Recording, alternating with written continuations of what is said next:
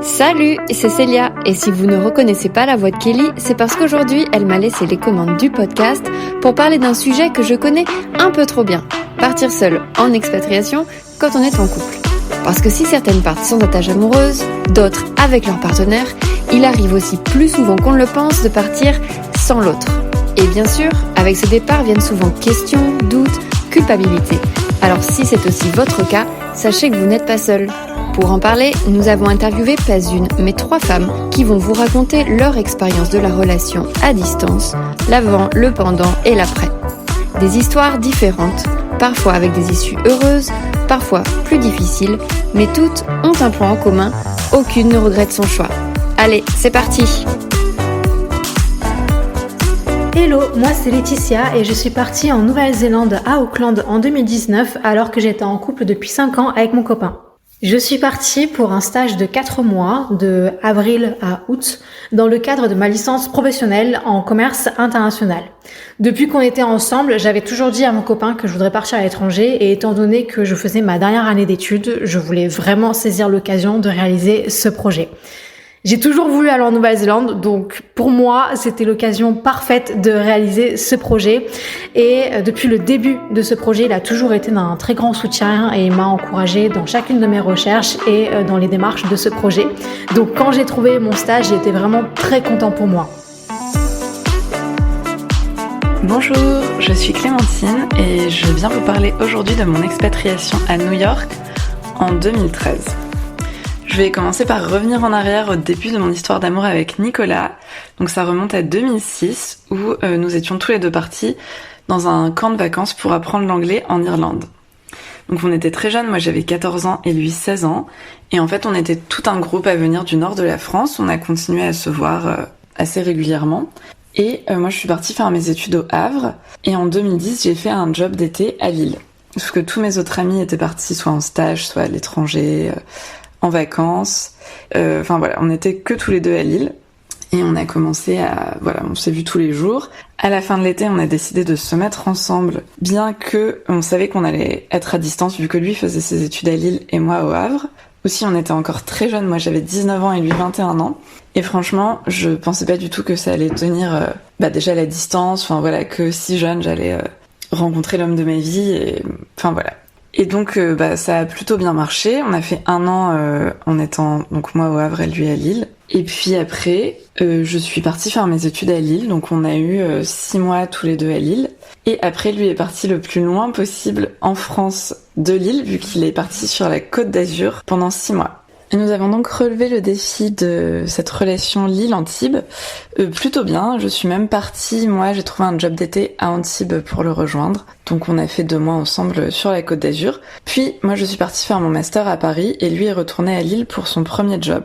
Donc voilà, on a eu encore de la distance, mais enfin franchement Lille-Paris c'était beaucoup plus facile. Et après avoir échoué pendant 3 ans, trouver ce stage à l'étranger, j'ai enfin réussi à obtenir un stage à New York pour mon stage de première année de master qui était de 5 mois. Du coup, l'annonce s'est faite, il était super content pour moi. De toute façon, il savait très bien que ça faisait longtemps que je cherchais. Mais bon, évidemment, après la question s'est posée de qu'est-ce qu'on allait faire en étant aussi loin pour aussi longtemps. Et puis...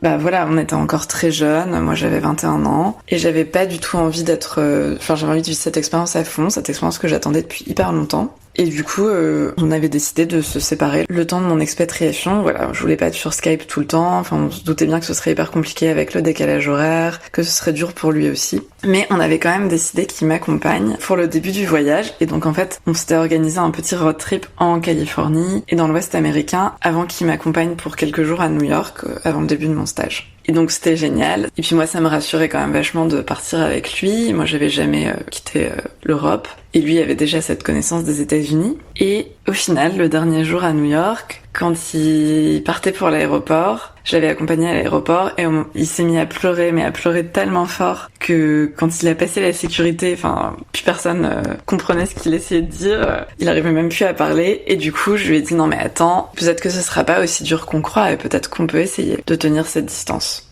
C'était vraiment à l'inverse de tout ce qu'on avait prévu et de ce qu'on s'était dit avant, mais il m'a tout de suite dit ah oui, ok, on essaye. Et en fait aussi on a eu un gros coup de cœur en commençant notre voyage à San Francisco. Et je disais déjà j'aimerais bien peut-être pour mon stage de Master 2 essayer de venir le faire à San Francisco, ce serait vraiment chouette. Et il m'a dit aussi donc à ce moment-là à l'aéroport, et tu sais quoi, la prochaine fois que tu pars, si tu décides de partir à San Francisco, enfin où que t'ailles, je m'arrangerai pour venir avec toi. Et ça du coup ça a quand même changé tout la mentalité, enfin tout ce en quoi on s'était préparé, tout a un peu été retourné et on s'est dit bon bah ok go, on essaye, on va voir si ça marche ou pas, et si ça marche tant mieux, et si ça marche pas tant pis. Bonjour, je m'appelle Charlotte, je vais vous parler de mon expérience d'expatriation tout en étant en couple, donc en relation à distance. Tout d'abord, moi je me suis expatriée au Canada en fin 2022 à Québec City exactement. Je me suis expatriée pour des raisons professionnelles. J'étais en alternance management hôtellerie-restauration sur Toulouse. Je travaillais dans une entreprise qui a plusieurs enseignes franchises en France, mais également à l'étranger, notamment au Canada où ils se sont pas mal implantés dans plusieurs provinces.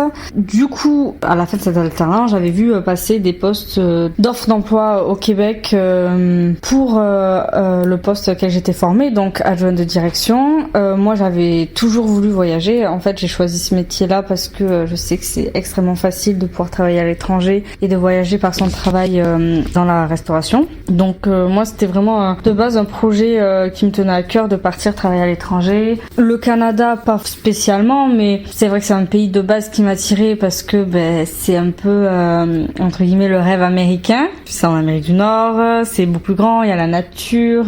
La vie là-bas m'attirait énormément et puis l'avantage de Québec, c'est qu'on y parle français. Donc moi, c'était vraiment de base un projet qui m'intéressait. Donc j'ai tenté ma chance un peu au culot, j'ai postulé sans forcément penser être prise. Et finalement, il s'est avéré que j'ai été prise pour un contrat de 2 ans. Donc super nouvelle pour moi, j'étais très très contente. À ce moment-là, quand j'ai postulé, je n'étais pas en couple. En fait, j'ai rencontré mon partenaire durant cette année-là où j'étais en alternance. Mais mon choix de postuler et de partir à l'étranger a été fait bien avant qu'on se mette ensemble. Du coup, moi j'ai pas renoncé à mon rêve. Quand j'ai été prise et que j'étais avec lui, il a fallu que je lui annonce. Après, il était au courant depuis le début, donc c'était pas forcément une grande surprise. Mais disons qu'on s'est un peu fait avoir par la force des choses parce que de base, on n'était pas forcément d'accord. En tout cas, l'intention n'était pas forcément de se mettre en relation sérieuse, être en couple. Mais la vie a fait que cette année, on s'est quand même mis en couple. J'ai emménagé chez lui avant de partir au Canada. Donc au final, on a décidé de rester ensemble tout au long de cette expatriation parce que c'était quelqu'un également qui aimait bien le Canada, qui aimait l'idée du pays, qui s'en faisait, qui était pas contre également une expatriation de son côté. Donc on avait fait un peu le plan de ok, très bien, on continue la relation à distance. Moi je pars au Canada, je vis mon aventure là-bas et si ça marche pour moi, que l'expatriation se valide et que je m'y sens bien, dans ce cas-là, il m'aurait rejoint. Il aurait trouvé un boulot et m'aurait rejoint peu de temps après. Donc c'était un peu l'idée, on se donnait plus ou moins 1 an d'expatriation à distance pour voir si ça prenait pour moi et si du coup lui il pouvait trouver un job, me rejoindre et potentiellement construire une vie là-bas. Donc je suis partie sans regret, sans peut-être un petit peu un peu d'appréhension parce que bien évidemment c'est toujours une déchirure de quitter son conjoint, mais j'étais quand même sereine dans l'idée où j'allais vivre mon aventure à moi et c'est déjà assez ouf pour moi, si je peux dire, de partir comme ça à l'autre bout du monde seule pour je pensais pas que ça me serait arrivé un jour, donc j'en étais très contente. Donc le départ était quand même plus ou moins léger, sachant qu'en plus de ça, lui me soutenait, il m'a toujours soutenue dans ce choix, il a toujours été ok pour que je parte. Au contraire, lui il me poussait même à y aller en me disant que c'était une chance super et qu'il fallait que j'en profite absolument et que je devais pas me poser de questions sur notre relation à nous et qu'il fallait absolument que je lui. Donc c'était vraiment bienveillant et aussi très mature de comprendre que j'avais besoin de ça et de vivre aussi mon expérience. D'ailleurs, il m'a aidé dans pas mal de démarches administratives, donc j'ai quand même eu un grand soutien de sa part. Donc je partais quand même l'esprit léger. On le voit donc, l'opportunité d'expatriation peut arriver n'importe quand dans la relation. Et il n'y a pas de bon ou mauvais moment pour partir. Le plus important, c'est plutôt ce que vous allez mettre en place pour garder le contact avec votre partenaire et que la relation à distance soit bien vécue des deux côtés. Voyons comment Laetitia, Clémentine et Charlotte ont géré ça. Je pense qu'on réalisait pas trop ce qui allait se passer parce que le jour du départ, j'ai vraiment mais pas du tout dormi. J'ai dormi que 2 heures, j'ai fait que pleurer parce que là je commençais à me rendre compte vraiment de la chose que j'allais faire. J'avais dormi chez lui pour qu'il puisse m'emmener à l'aéroport et même lui il s'était pas rendu compte de ce qui allait se passer. Donc vraiment ça a été un départ très difficile dans le sens où je commençais à réaliser ce qui se passait, l'aventure que j'allais réaliser. Et quand je suis arrivée, j'ai été accueillie par ma tutrice de stage, donc j'ai été prise en main, on va dire, très rapidement. Mais il m'a fallu plusieurs jours quand même pour me rendre compte que j'étais vraiment arrivée en Nouvelle-Zélande, que j'étais loin, toute seule. Donc ça n'a pas été facile les premiers jours, mais ça s'est fait. Rapidement, dès le début, on a mis un moyen de communication en place qui était très simple. C'était des appels visio tous les jours qui avaient lieu 2 fois. Donc le matin et le soir, et en fait c'était vraiment très malin parce qu'on avait 12 heures de décalage, et donc quand moi je me réveillais, lui me racontait en fait sa journée vu que c'était le soir pour lui, et inversement, quand moi c'était la fin de ma journée, lui se réveillait, donc je lui racontais ma journée qui était passée, et en fait c'était vraiment chouette parce que tu avais toujours l'impression d'être dans le quotidien et la vie de la personne malgré la distance. Donc j'ai vraiment adoré ces moments qu'on a passés ensemble au téléphone, c'était vraiment bien. Alors bien sûr il y avait des fois où est-ce que voilà on pouvait pas s'appeler parce que il y en avait un qui était donc notamment moi qui était en train de faire un trip où lui il était en soirée, donc bien sûr il y a des moments où est-ce qu'on pouvait pas s'appeler, mais on a toujours gardé un lien de communication ensemble, et c'est vraiment je pense ce qui a été crucial pour notre relation. Donc moi je me suis retrouvée toute seule à New York. Les premiers jours ont été très difficiles, d'autant plus que je ne commençais pas tout de suite mon stage.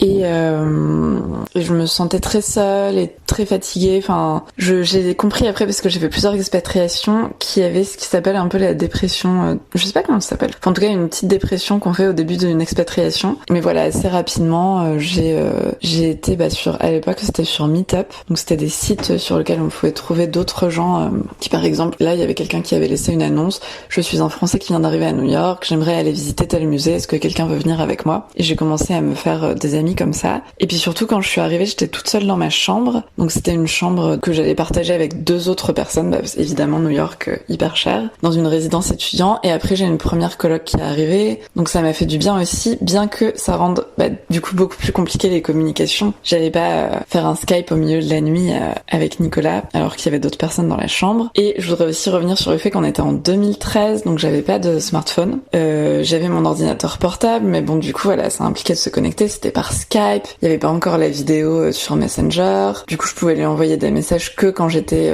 dans l'appartement, j'avais pas internet sur mon téléphone, donc je pouvais pas lui envoyer de messages quand j'étais sortie, donc en fait c'était pas évident de se capter, on s'envoyait beaucoup de messages, mais de se capter en vidéo, c'était vraiment pas facile, d'autant que j'étais rarement seule, mais ça s'est plutôt bien passé, je pense que c'était plus facile pour moi au final, parce que après rapidement je me suis fait plein de copains, j'ai mon stage qui a commencé, j'étais hyper occupée, enfin voilà, je sortais beaucoup, je sortais aussi toute seule découvrir New York, j'ai fait plusieurs petits voyages sur les week-ends, enfin voilà, mais oui la distance c'était quand même très dur, mais ça c'était plus facile que ce que je pensais, il y avait des fois de la frustration quand on avait du mal à se capter justement, mais voilà du coup c'était chouette parce que je vivais une expérience géniale, mais j'étais à la fois hyper pressée de rentrer pour le retrouver. Je savais que ce serait notre dernière distance vu qu'on s'était dit que si on repartait quelque part on irait ensemble, donc non, ouais franchement ça s'est très bien passé. Je pense que ça a été beaucoup plus dur pour lui, bien qu'il me l'ait pas fait ressentir, mais voilà, des fois je partais en week-end avec des amis masculins on va dire, et comme j'avais vraiment pas d'argent, on partageait des chambres, donc bon je pense que, mais en tout cas lui il me l'a pas fait ressentir, et moi j'ai profité comme ce que j'avais prévu. Voilà, on s'écrivait des lettres aussi, pour mon anniversaire il m'avait fait livrer un bouquet de fleurs avec un petit doudou, c'était trop mignon, franchement ça s'est vraiment bien passé. Le jour du départ, il m'a accompagnée à l'aéroport, il y avait aussi mes parents, ma meilleure amie, donc j'étais bien entourée pour ce départ vers une nouvelle vie. J'étais triste, oui, de tous les quitter, ça c'est sûr, mais d'un autre côté, je savais en fait que je le reverrais bientôt, vu que lui, une semaine après, allait me rejoindre pour environ pareil une semaine, où il allait m'accompagner dans mes débuts, on va dire, d'expatriation, d'acclimatation dans ce nouveau pays, pour qu'on puisse voir à quoi ça ressemblait tout ça, donc c'était assez facile de partir. Ensuite, il m'a rejoint du coup, on a pu faire bien sûr quelques activités ensemble, on a pu découvrir un peu aussi la culture canadienne, et puis c'était l'hiver en plus parce que moi je suis arrivée fin décembre et lui est arrivé début janvier, donc c'était le plein hiver là-bas, on a pu en profiter et faire des activités liées à tout ça, donc voilà, chien de traîneau, patin, on a pu voir un match de hockey, enfin c'était vraiment très très chouette. Ça avait un peu goût de vacances, même si j'y étais pour le travail. Et lui déjà, ça lui a un petit peu confirmé dans l'idée que oui, le Canada, il s'y verrait bien à son tour s'expatrier pour me rejoindre. Donc c'était important pour nous. Alors c'était important pour moi qu'il vienne voir de lui-même aussi où j'étais, et aussi une forme de validation, un avant-goût de qu'est-ce que serait notre vie s'il me rejoignait là-bas. Ensuite, tout au long de l'année, on communiquait quand même régulièrement par WhatsApp surtout. C'était beaucoup d'appels vidéo, tout. Alors malgré le décalage horaire, on s'arrangeait toujours pour avoir par jour entre 1 et 2 heures d'appel en visio. C'était quand même assez rare les jours où enfin, je pense même qu'il n'y en a pas eu sur toute la période où j'étais au Canada. On s'appelait vraiment tous les jours, on se donnait des nouvelles tous les jours, donc j'avais aucun problème avec ça. Il n'y a pas eu d'éloignement tout au long de mon expatriation, même si de mon côté, je profitais quand même de la vie, on va dire. Ce qui nous a peut-être un peu sauvés dans le sens où, vu qu'on était beaucoup en contact, le décalage horaire a fait qu'il y avait des périodes où lui n'était pas disponible parce que c'était la nuit chez lui, ou moi je n'étais pas disponible, ce qui permettait en fait de moi pouvoir vivre aussi mon expérience à moi, dans le sens où je prenais du temps pour faire des trucs, pour découvrir, pour en fait vivre tout simplement cette aventure sans non plus être trop tout le temps en fait sur mon téléphone à l'appeler, à savoir ce qu'il faisait, en étant en contact. Même si en y réfléchissant maintenant, je reconnais que on était vraiment beaucoup en lien, et j'aurais pu effectivement peut-être, si j'étais partie disons célibataire, je pense effectivement que mon aventure aurait été peut-être plus intense dans le fait où j'aurais été célibataire, donc j'aurais pas eu cette charge entre guillemets mentale de me dire que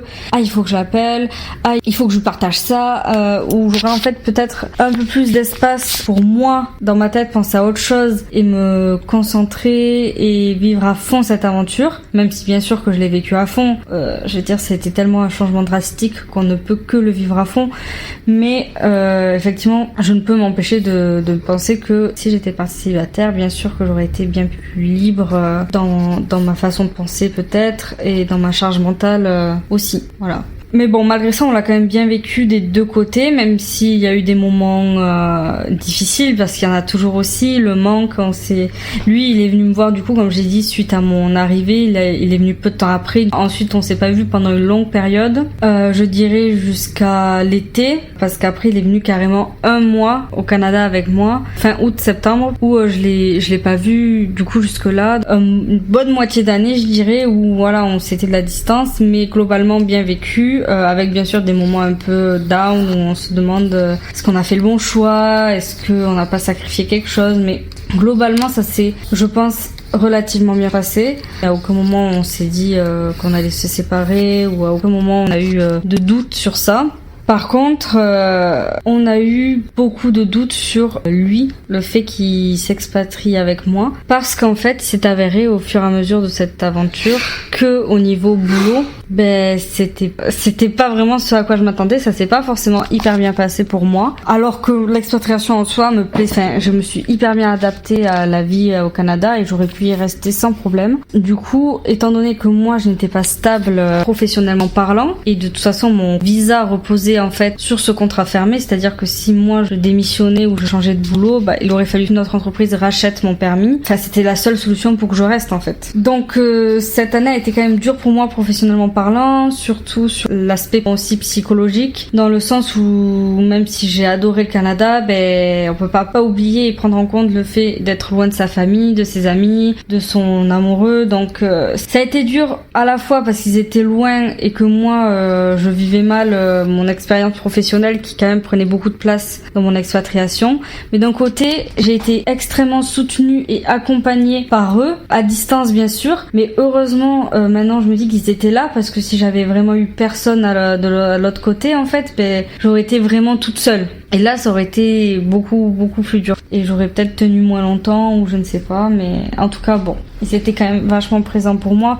Mais au final, ça s'est résulté que, étant donné que moi, je n'étais pas stable là-bas, j'étais pas sûre de vouloir rester parce que je savais pas comment faire. J'étais même pas sûre en fait d'avoir au final la motivation et les ressources nécessaires pour me battre entre guillemets jusqu'au bout et trouver un nouvel emploi pour absolument à tout prix rester sur le pays. Donc ça a un peu refroidi aussi mon copain qui lui se voyait pas en fait tout abandonner en France sur des approximations de mon côté. Est-ce que lui, s'il allait me rejoindre au bout d'un an, moi ça allait trop me manquer la France et c'était tellement dur que j'allais vouloir rentrer. Enfin, lui, il avait pas mal de responsabilités en France aussi. Il était propriétaire, il se voyait pas vendre son bien immobilier. Donc, c'était beaucoup de démarches et de choix à faire que lui, peut-être, du coup, n'était pas prêt à faire parce qu'il était pas assez rassuré sur le fait que moi, je sois sûre de vouloir rester au Canada. Donc, au final, il ne m'a pas rejoint. Sans surprise, chaque couple est différent et la façon de vivre son expérience et la distance dépend de chacun, des opportunités pour se retrouver et un petit peu aussi du décalage horaire. Mais malgré tout, partir seul à l'étranger apporte toujours plus que ce qu'on va y chercher, que ce soit pour son couple ou pour soi-même. Vous allez voir que la fin d'expérience a apporté son lot d'inattendus à chacune. Mon copain a eu la possibilité de pouvoir me rejoindre en Nouvelle-Zélande pour 2 semaines. Donc il m'a rejoint lorsque je faisais ma dernière semaine de stage. Et ensuite on est parti dans le sud de la Nouvelle-Zélande du côté de Queenstown pour faire un road trip de 1 semaine avant de repartir ensemble en France. Donc c'était vraiment super. J'étais très contente qu'il puisse venir dans ce pays qui m'a accueilli, là où est-ce que j'ai grandi, j'ai évolué, qu'il puisse découvrir une petite partie de mon quotidien et qu'il puisse vraiment voir autre chose. Donc c'était vraiment une superbe aventure, une superbe expérience. À l'heure actuelle, nous sommes toujours ensemble. Nous allons fêter nos 12 ans de couple en novembre prochain. Ça va faire bientôt 2 ans aussi qu'on est fiancés. Donc je dirais que cette expérience n'a pas du tout été néfaste pour notre couple, bien au contraire. Je dirais que ça a même renforcé nos liens et notre relation, notre complicité, notre confiance. Ça a vraiment été bénéfique. Ça a aussi donné envie à mon copain de vivre aussi une expérience à l'étranger, ce qu'on a fait puisqu'on est partis ensemble faire un PVT au Canada. Et cette fois-ci, on avait inversé les rôles puisque lui est parti 2 mois avant moi au Canada tout seul. Donc on va dire que la boucle était bouclée. On a chacun vécu la petite expérience tout seul. Donc c'était vraiment chouette. On a aussi fait un PVT en Nouvelle-Zélande et puis là on se trouve tous les deux en Australie. Donc vraiment ce stage en Nouvelle-Zélande a été le point de départ de plein de belles aventures qu'on a ensuite vécues ensemble à l'étranger.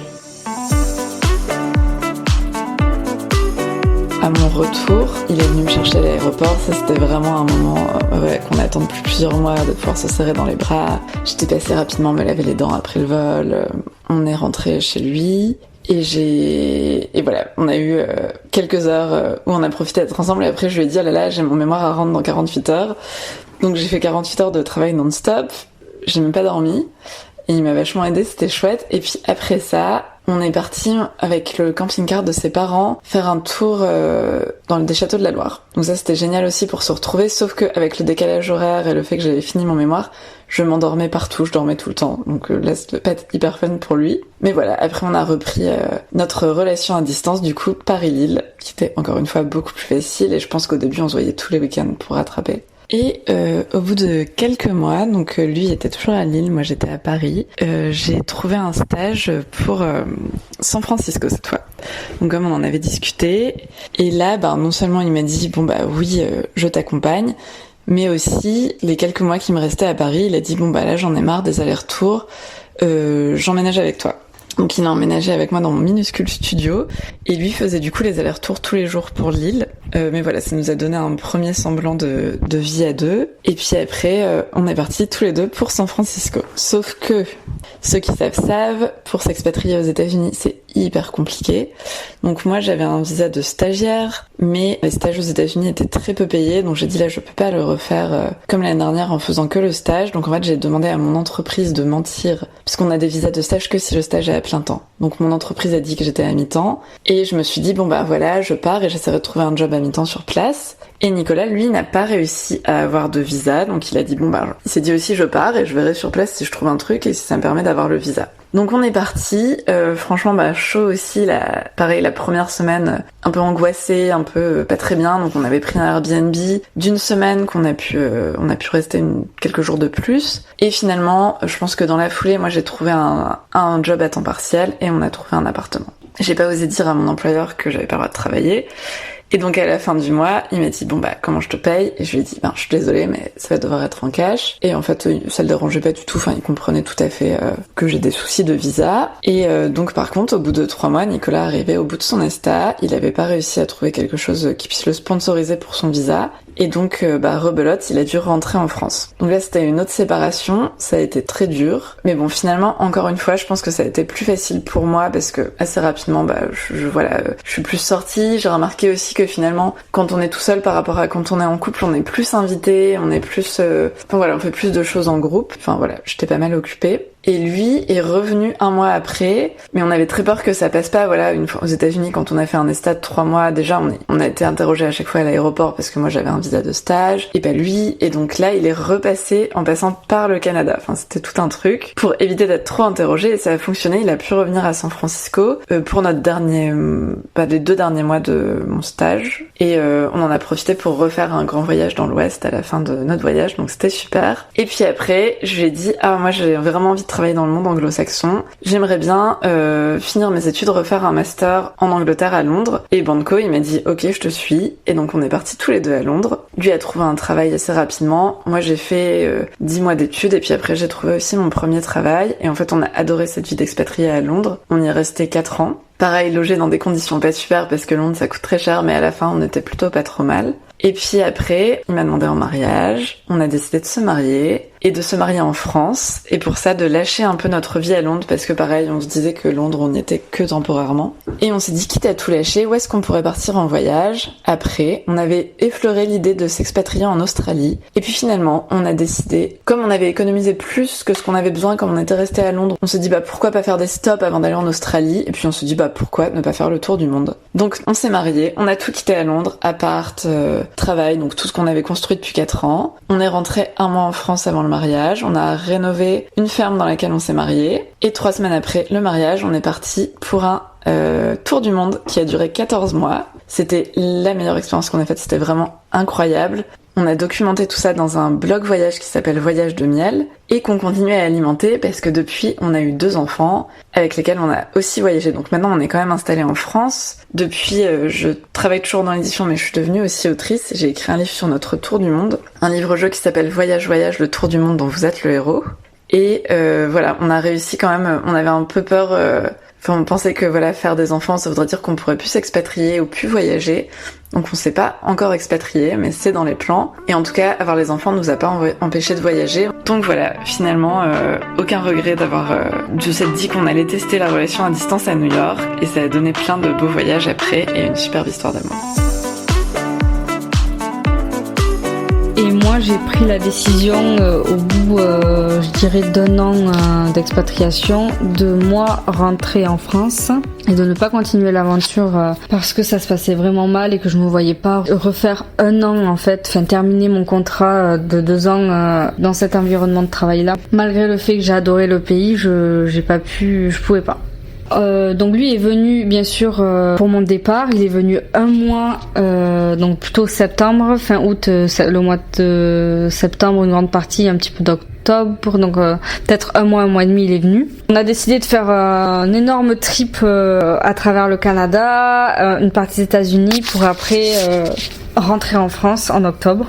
Donc c'était chouette parce qu'on a quand même pu voyager ensemble, on a quand même pu voir pas mal de trucs au Canada, un peu aux États-Unis. Donc ça a été un départ un peu déchirant dans le sens où, bien sûr, je quittais un an d'expatriation où moi je m'étais quand même acclimatée au pays. Même si c'est court, en fait, on construit un petit peu quelque chose là-bas aussi. J'avais un petit pincement au cœur parce que j'adore ce pays et que j'y laisse quand même des amis et des souvenirs. Et entre guillemets un rêve aussi d'expatriation parce que moi je m'imaginais absolument vivre là-bas, ça c'était sûr, mais bon. L'expérience a fait que peut-être que j'avais pas la force nécessaire pour continuer.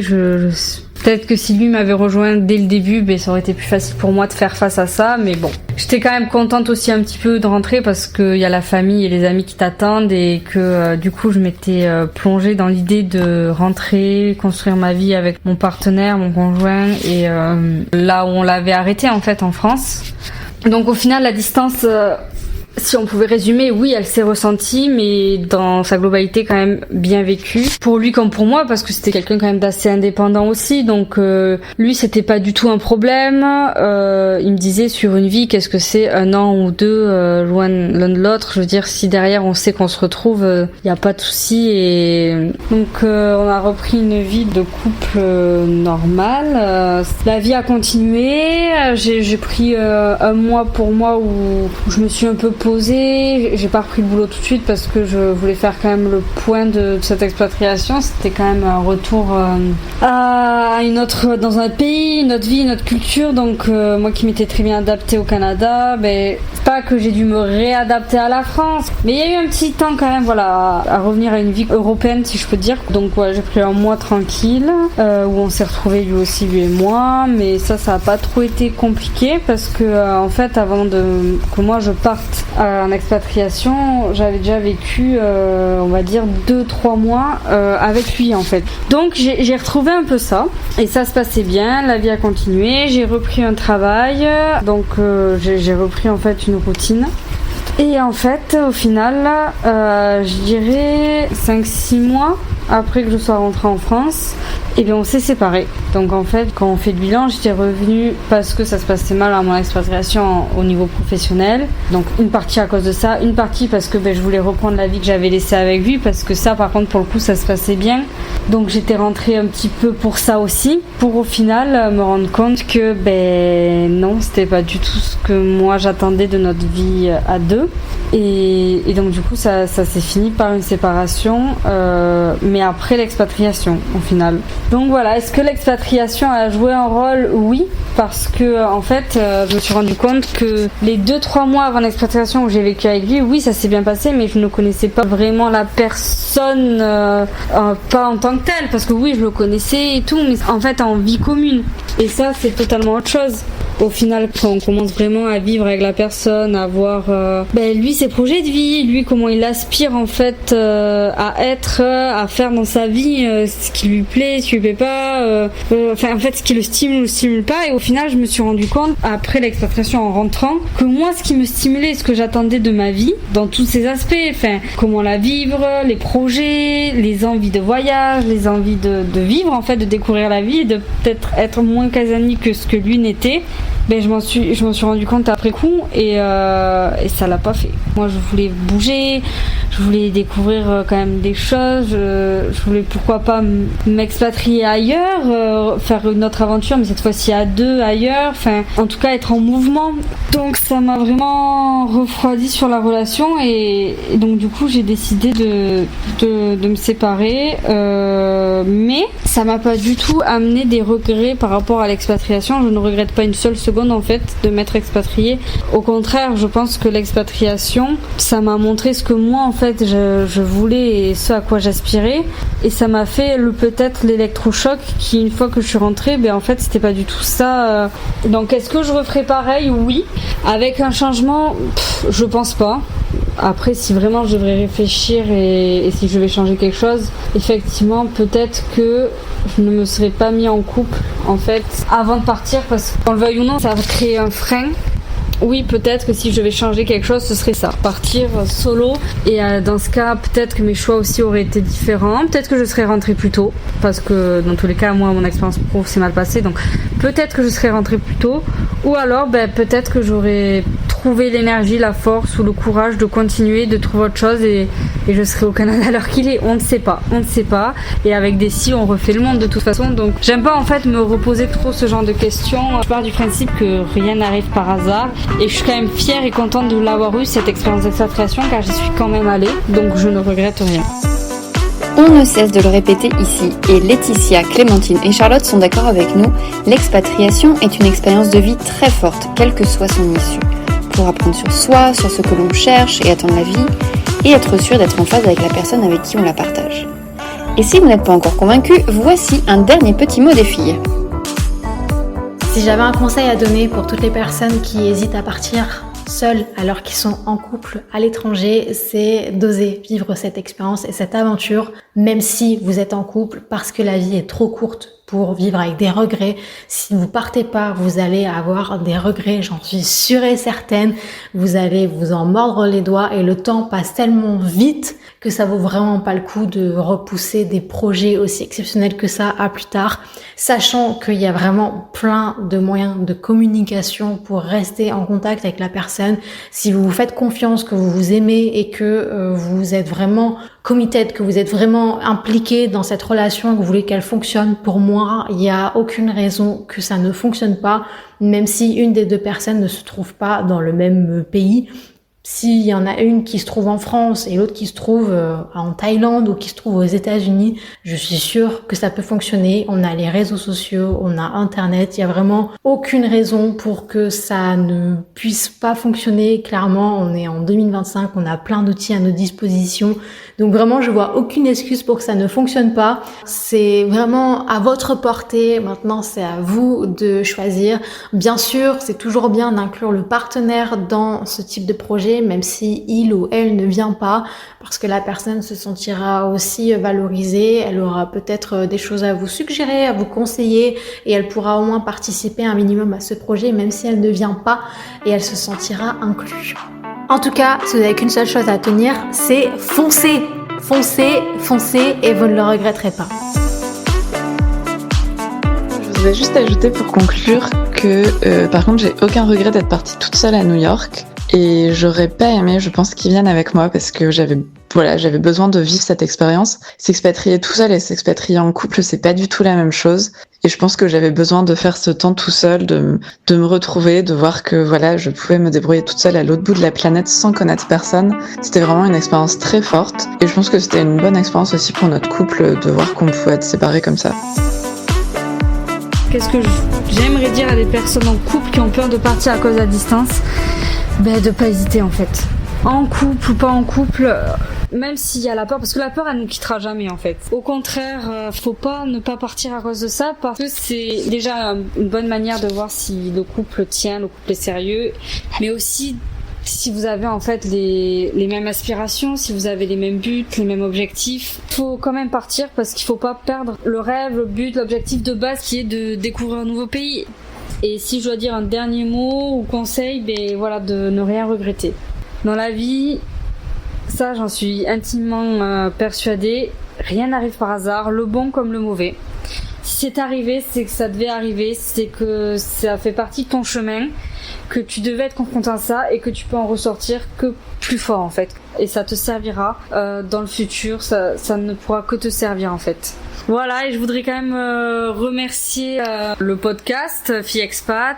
Je vous remercie de m'avoir donné la parole. Ça m'a permis à moi de clôturer ce chapitre et de faire le point sur tout ça. C'était très important pour moi. Parce que oui, bien sûr, le Canada me manque, mais c'est une page de ma vie. Et j'en avais bien besoin, donc merci encore et je vous souhaite tout le meilleur pour le podcast. Bonne continuation pour la suite. Voilà, je fais plein de bisous et merci pour l'écoute. Eh bien merci surtout à vous Laetitia, Clémentine et Charlotte d'avoir pris la parole sur ce sujet de l'expatriation et de la relation à distance. Et merci à vous, chères auditrices, d'avoir écouté ce podcast jusqu'au bout, en espérant qu'il vous ait plu et convaincu celles qui pourraient encore hésiter à partir parce qu'en couple. Si cet épisode vous a plu, n'hésitez pas à nous le faire savoir en commentaire ou avec des petites étoiles sur Spotify, Apple Podcasts et Instagram, et à le partager à une personne qui hésite encore à partir. Salut!